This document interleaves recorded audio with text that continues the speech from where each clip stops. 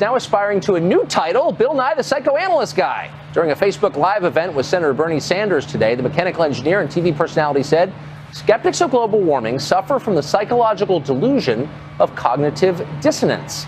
It's a slight bump up from last year when he was open to the idea of imprisoning skeptics of global warming as war criminals. Is that the choice? Bellevue or Nuremberg? Bill Nye joins us now. Bill, it's great to see you.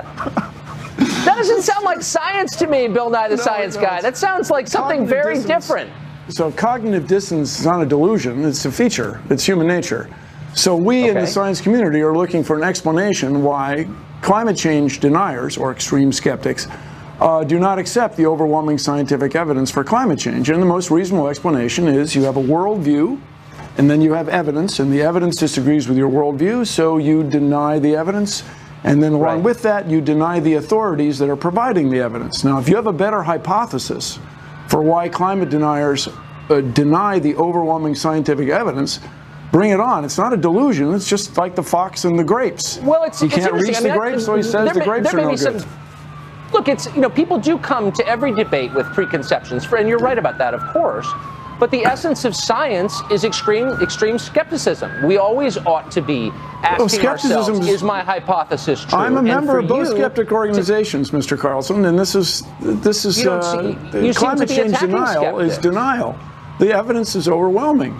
Don't get me wrong. I love you as a person more than life itself, but the evidence for climate change is overwhelming. So we are looking for an explanation of why you guys are having so much trouble with it. So down, before the name calling begins, and before you try to end the conversation, let's start it by asking what exactly you mean. Now, I think most people are open to the idea that the climate is changing. It has always changed, by the way, as you know. It's the rate, Mr. Carlson. It's the rate that's such a concern. The core question, from what I can tell, is why the change? Is it part of the endless cycle of climate change, or is human activity causing it? That seems to be the debate to me, and it seems an open question, not a settled question, to what degree human activity is causing that. Is that not an open question? It's not an open question. It's a settled question. Human activity is causing climate change. To what degree? To a degree that it's a very serious problem in the next few decades. Wait, stop. Wait, no, you said it's a settled point, and I'm asking a very precise question. It's a settled point. Then if you'll elucidate it for me, I'd be grateful. To what degree is climate change caused by human activity? Is 100% of climate change is caused by human activity? Is it 74.3%? It's settled science. Please tell us to what degree human activity is responsible. So the word degree is a word that you chose. But the speed that climate change is happening is caused by humans. Instead of happening on timescales of millions of years, or let's say 15,000 years, it's happening on the timescale of decades and now years. Now, I offered.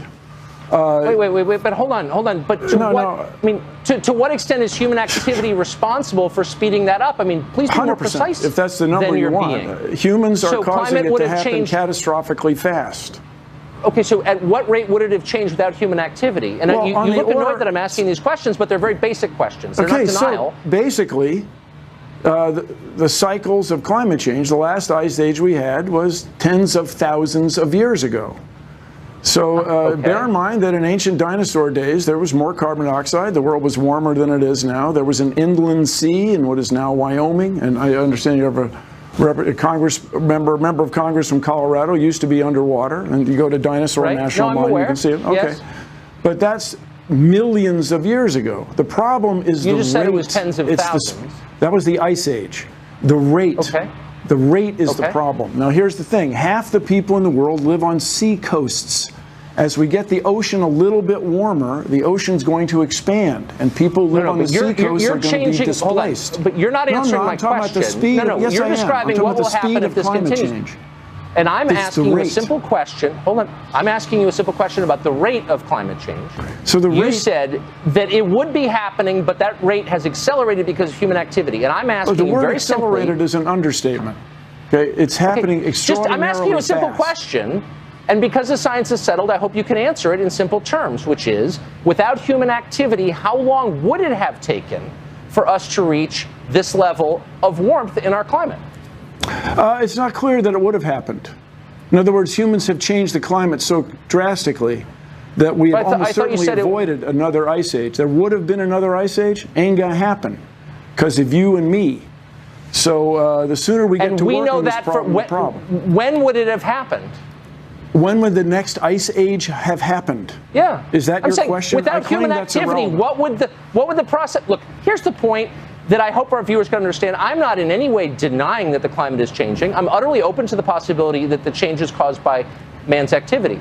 I'm merely calling into question your claim that all of this is settled, that that we know precisely what is happening and why, and that anyone who asks pointed questions about it is a denier and ought to be imprisoned or shouted off the stage. No, that was your word. That's you guys. That's not my claim, and I really. Would you like me to read your quote that people who disagree with you ought to potentially go to jail? You said that. Okay. And I'm just saying, I'm not sure that's exactly what I said, Mr. Carlson. We can talk about that shortly, but. Is it appropriate to jail the guys from Enron? Was it appropriate to jail the people of the cigarette industry who promised it wasn't addictive, et cetera? Okay. Look, my only point is, shouldn't we be encouraging people to ask honest questions, which I am doing, and you don't seem to have the answers to those questions. Okay, I got to disagree with you. I claim I do have the answers. Okay. Okay.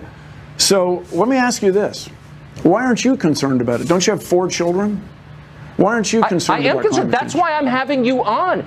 Look, you don't reach correct conclusions in science or politics or any other field unless you can ask honest answers without being shouted down by people like you. But I know what you mean. So no, I do mean answer do you want I do now? mean I want to know what would happen without human activity. The climate change. No, it's a simple question. The climate is always changing. You've conceded that. You're saying that human activity has increased the speed. Yeah. Increases the speed of that change. And my point is, what would the climate look like right now without human activity? At what point would it have warmed or cooled? Britain would not be very well suited to growing. Yes, Britain would not be very well suited to growing grapes as it is today. French winemakers would not be buying land to the north as they are now. People who plan to run ski resorts would still be able to do it in Europe. And so the climate change and the parasites. You're using the language of politics. Look, you're not a scientist, as you know. You're a popularizer, and I just think, and that's fine. Of economics. But so I'm just saying, look, to the extent that you prevent people, if you prevent people from having an honest conversation, you're doing a grave disservice to science. Don't you think that? So. You asked how long it would be before, what the climate would be like if humans weren't involved right now. Is that right? Yeah. Yes, that's exactly right. So at what point would it have changed? And I'm just saying, you don't actually know because it's unknowable. So why aren't you open to questions? This is how long it takes you to interrupt me, okay? It takes you quite a bit less than 6 seconds. So the climate would be like it was in 1750. And the economics would be that you could not grow wine-worthy grapes in Britain as you can today, because the climate is changing. The use of pesticides in the Midwest would not be increasing because the parasites are showing up sooner or the pests are showing up sooner and hanging around longer. I think that's probably all true, but you would not be overwhelmed by pine bark beetles as it is. Because of climate change. That's how so the world much of this would be you different don't if it know. weren't for humans. You pretend that you know, but you don't know, and you bully people who ask you questions. I really have to disagree with you. I spent a lot of time with this topic. I'm open-minded. You are not, and we're out of time, unfortunately. So, thank you for joining us. You guys are the mainstream media, and I can tell you why they're leaks. Because the president has created 2 factions in his administration. They don't like each other, so they leak. It's not from the outside, it's from the inside. Carry on, Mr. Carlson. I'm sure we will cross paths again. That's a very ominous thing to say. I don't know what it means, but come back anytime.